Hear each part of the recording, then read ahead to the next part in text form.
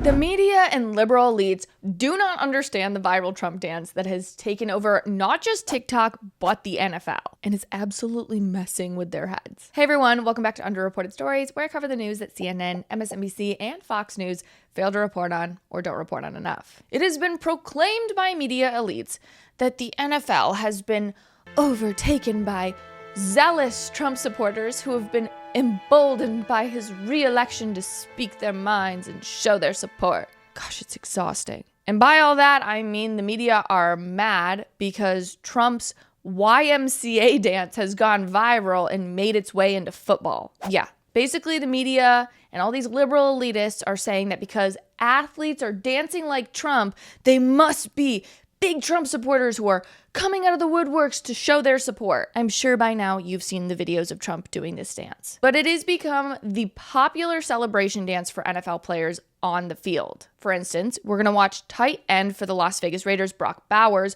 doing what's cordially known as the Trump dance after getting a touchdown. If you want. Amir Abdul is in the backfield. They've got Bowers. Bowers is open for a first down. He sheds one tackle into the end zone.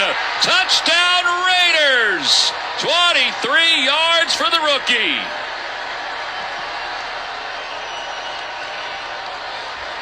I love it. It's just simply doing the dance. And because the media won't let up that this dance must be associated with Donald Trump, it is causing quite a kerfuffle in the post-game interviews. So Brock Bowers, who you just saw do this touchdown dance, the Raiders actually cut short these post-game interview questions after the touchdown celebration dance went viral. This article from Sporting News says that after scoring his touchdown against Miami, Bowers acted out an increasingly popular celebration, which resembles a dance that President-elect Donald Trump has done in the past. Here's a look at what the Trump dance looks like. You guys saw that. And then later on, a USA Today reporter named Safid Dean asked Bowers about his touchdown celebration after the game. Bowers said he has, quote, seen everyone do it and, quote, thought it was cool. And then following the question, Las Vegas's PR staff ended the tight end's media availability. The media are trying to spin this as something that's super pro-Trump, when in actuality, the dance has become so viral, people don't even necessarily associate it with Donald Trump. And this isn't just Brock Bowers either. Really quick, I want to pull up a compilation video of this dance taking place all across the NFL. Here you have the Tennessee Titans, Nick Westbrook, and I believe his name is Calvin Ridley. By the way, really random aside, I'll never forget seeing one of the Tennessee Titans players on the screen. The guy, hold on, let me pull it back. Where is it? This guy? I was really confused because I met him at the dog park and he was a dog park friend. And then all of a sudden I turned on my TV and he's just like playing football for the Tennessee Titans. I had no idea. It was mind blowing when I saw it. I was very confused. Anyway, this is a touchdown dance you see in Tennessee. I guess not entirely shocking. It's Tennessee after all. But then, you see it, Brock Bowers. You see my Detroit Lions. They even do the Donald Trump swing there too. I don't know if you guys caught that. They did the golf swing coupled by it. Yeah. So there you go. It's another indication that yes, this is associated with Donald Trump because we know that Trump does the swing, the golf swing, and then the little side to side, right? But no indication that these people are outright supporting Donald Trump, just that they think it's funny. And it is beyond the NFL as well. We've seen it at UFC and even in women's golf. Charlie Hull is an LPGA star, and she hit the Trump dance as well while playing in a tournament. Watch this. Walking up the fairway. Now they know each other pretty well. I'm not trying to say that this has nothing to do with Donald Trump and that the media are making this out of whole cloth. What I think is that the media are very narrow-minded in assuming that players who do this dance are pro-Trump. If they would just pull their heads out of their ass and engage in the culture for 1 minute, they would see very clearly that this dance is actually non-partisan. It's just downright funny and fun. And once a trend starts, it's very hard to know where it came from. I would venture to say that some of the people you watch do this dance, they think that it's the Trump dance, but a lot of them have no idea that it's a Trump dance. They just think it's funny. Or maybe in this hypothetical world, okay, they all know about the Trump dance. Let's just pretend. The media still doesn't understand that people, normal people, don't think this hard about politics. People will see Donald Trump doing this weird dance online, and it's such a small part of their day-to-day life and what stresses them out that they see this man that they know, love him or hate him, they see the dance, and they can separate the funny dance from the politics because they're normal, nuanced people who haven't lost their mind with Trump derangement syndrome.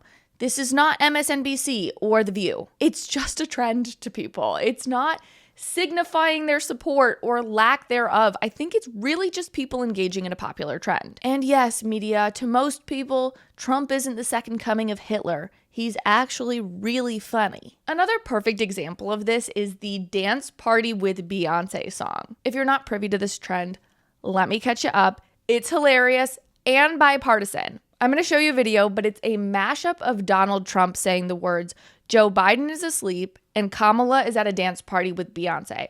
And somebody took those words and mixed it into a song of Beyonce's. And as a political person myself, I heard this song and I was like, oh, this is based. Joe Biden is asleep and Kamala is dicking around with Beyonce instead of focusing on the needs of Americans. Plus, it's catchy and really funny. But Kamala supporters also loved the song because they interpreted it differently. They heard it as, Kamala is cool, she's at a dance party with Beyonce while Trump is bitching and being jealous. And so it went viral across party lines. So let me give you a quick look at what this looked like. Joe Biden is asleep, Kamala is at a dance party with Beyonce, Beyonce, Beyonce, Beyonce. Dance party with Beyonce, dance party with Beyonce. Dance party with Beyonce. Dance party with Beyonce. Beyonce. Beyonce. Beyonce. Beyonce. I love that. Like, I jam out to that. I think it's so funny. But I dug into the guy that we just watched, and he is a dancing musical theater TikToker. You think he's pro-Trump because he's dancing to a viral song? No. Not a chance. This is what I'm trying to say. This is what the media gets so wrong. They don't understand culture and how these dances are literally just funny and fun. They're not about politics. They're merely TikTok trends. It's not that deep. Not everything in the world has to revolve around politics. My goodness. But while we're on the topic of sports and politics, I've actually had a few people DM me and ask me my thoughts about an NFL star getting fined for wearing a Make America Great Again hat on the field. San Francisco 49ers defensive end Nick Bosa was fined $11,255 for wearing a MAGA hat on the field and violating the NFL's supposed uniform and equipment rules. And I've been hearing a lot of conversation about how this is another example of the NFL hating on Republicans. And while I agree that's probably true, I'm actually okay with this fine, and I feel like that's going to be a hot take here. Gasp. I don't think that people are being entirely intellectually fair about this because I see a lot of right-wing commentators saying, oh, the NFL let Black Lives Matter be promoted on their fields, or Colin Kaepernick was allowed to kneel. Why can't Nick Bosa wear a MAGA hat? And again, I just don't find that to be fair.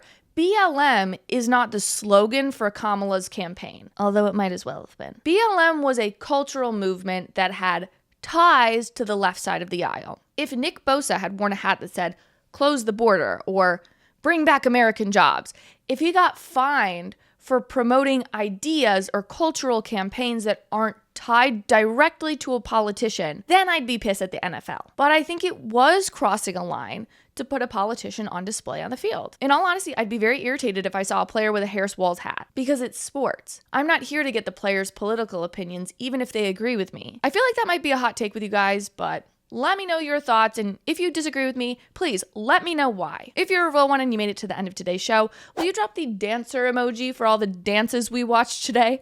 Thanks, friends. Thanks so much for watching. If you liked what you heard, please be sure to give this video a thumbs up and leave a comment about how beautiful, stunning, and funny I am.